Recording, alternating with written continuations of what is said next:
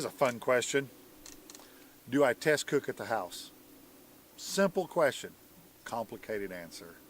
I test cook in some shape, form, or fashion with everything that I'm doing. If I'm grilling a steak, I may be just checking to see how the rub cooks on it. Does it burn? Does it char? How does the flavor afterwards? If I'm smoking some ribs at the house for a family get-together, I'm always watching maybe how they're eating it. I watch maybe if we're cooking chicken. I'll watch the wife, I'll watch the kids, I'll watch something about it. How their teeth are biting the chicken skin, where does it break, where is it not breaking? If it comes off, why did it do that? There's always an aspect about every bit of the cooking that I do.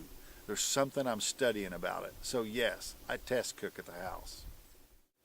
I get asked a bunch, do you inject everything you cook? Absolutely. If it's at the house for just me and the wife, or a party of 5, absolutely I'm injected. I want the best tasting stuff. When they leave, I want them talking Butcher Barbecue. What's been my most consistent meat to cook and why? I'm going to say we're going to start with chicken. I've always enjoyed cooking chicken. That seems to be the backbone of a competition. If you get a chicken call, you're generally going to do real good in the whole competition. If you don't get a chicken call, it's hard to make up those points from the beginning. The next one's going to be brisket. I think that the brisket has always been my backbone of a competition. I think both of them, it has to do with our injection. I'm always on the cutting edge. I'm always watching what other people are doing. I'm seeing if they're beating me. I want to know why and what they're using. I'm using that as my tools to perfect what we're doing. So my advice to you is to watch what other people are doing and learn from it.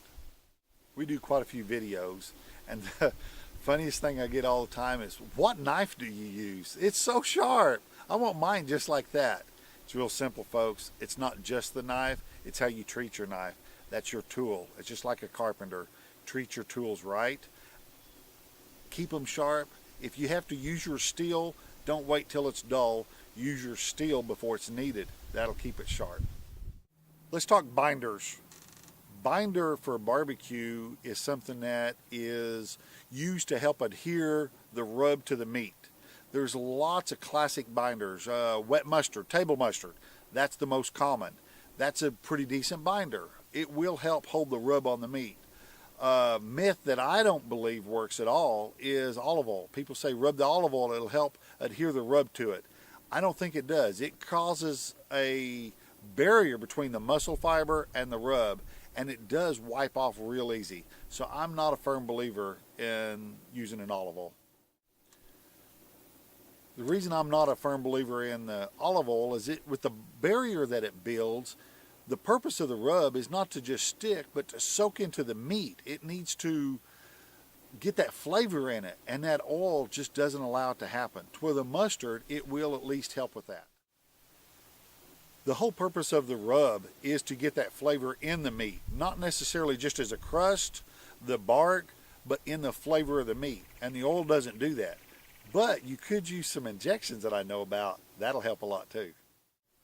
If I refrigerate my rub or my injections, will that help keep the shelf life longer on them?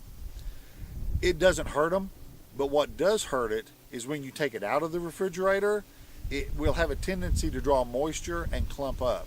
So be real careful with that. What's the difference between prime brisket injection and original brisket injection?